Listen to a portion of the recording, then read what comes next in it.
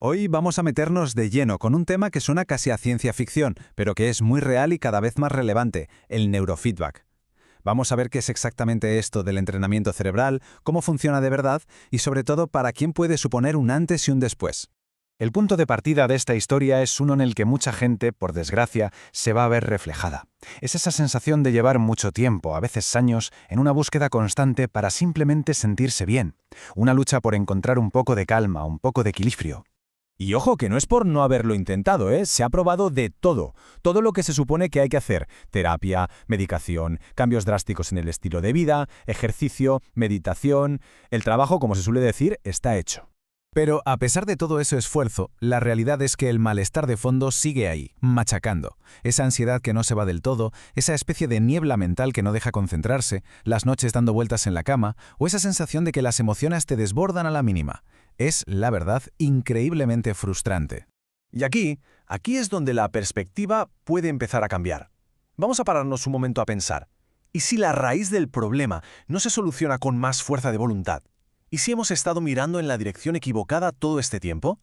Esta es la idea central, el meollo de la cuestión, la posibilidad de que nuestro cerebro, por todo lo que ha vivido, simplemente haya aprendido a funcionar de una manera que ya no es útil, que haya creado unas autopistas neuronales que, aunque en su día tuvieran un sentido, ahora son la causa de esos síntomas.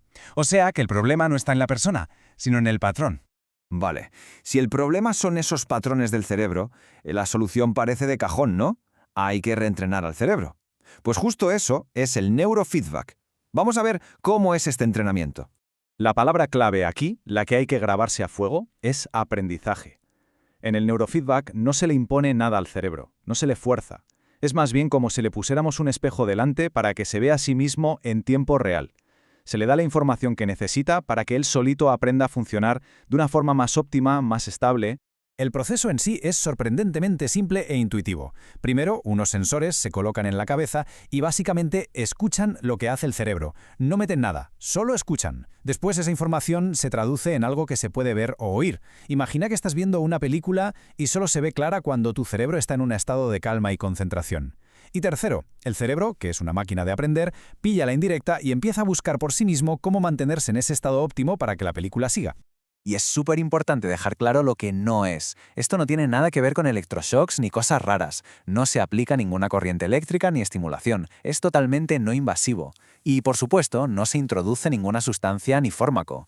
En resumen, es un aprendizaje puro y duro, apoyado por tecnología, donde el que hace todo el trabajo es el propio cerebro. Muy bien, ya sabemos cómo funciona. Ahora la pregunta del millón. ¿Para quién es esto? ¿En qué tipo de situaciones se suele recomendar este entrenamiento? Pues se aplica sobre todo en condiciones donde la desregulación del cerebro es un factor clave. Por ejemplo, en el TDAH o la ansiedad, que a menudo implica en un cerebro hiperactivado. O en los patrones cerebrales que hay detrás del insomnio crónico o las migrañas. Todas estas situaciones tienen en común eso, patrones que no están funcionando como deberían. Y este punto es fundamental. El neurofeedback no suele ser lo primero que se prueba. Normalmente se plantea como un paso lógico y avanzado cuando otras terapias o tratamientos no han logrado un alivio total o, sobre todo, duradero. Para esas situaciones en las que parece que una y otra vez se vuelve al punto de partida. Perfecto. Entonces, si el cerebro aprende a funcionar de una manera más equilibrada y eficiente, ¿eso en qué se traduce? ¿Qué es lo que se nota en el día a día después de un entrenamiento así? Pues los resultados son un reflejo directo de tener un cerebro mejor regulado.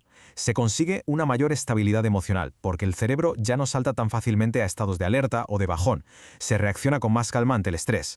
La capacidad de concentración se vuelve más clara, más sostenida. Y claro, un cerebro que está más tranquilo, pues duerme mucho mejor. Y aquí está la verdadera magia de todo esto, lo que hace que los cambios tiendan a ser duraderos. Es que ya no se trata de echarle más ganas o de esforzarse más por estar bien, se trata de cambiar la configuración base del cerebro para que la calma y el enfoque se conviertan en el nuevo estado natural, el predeterminado. El cambio se produce a un nivel mucho más profundo. Para ir terminando, vamos a quedarnos con la idea global. Lo que nos propone el neurofeedback es un cambio de paradigma, ver el bienestar no solo como algo psicológico, sino también como algo fisiológico, que tiene que ver con cómo funciona nuestro cerebro físicamente. Esta frase, de verdad, lo resume todo a la perfección. No es que sustituya otras terapias, para nada, sino que las complementa, yendo directamente al motor de todo, a la máquina que genera nuestros pensamientos y emociones, nuestro propio cerebro. Así que, la reflexión final podría ser esta. Cuando se ha probado mucho y el malestar sigue presente, quizá el siguiente paso no sea analizar más y más el por qué, sino entrenar directamente el cómo está funcionando nuestro cerebro y sobre todo cómo puede aprender a hacerlo de una manera que por fin nos acerque a ese bienestar que tanto se busca.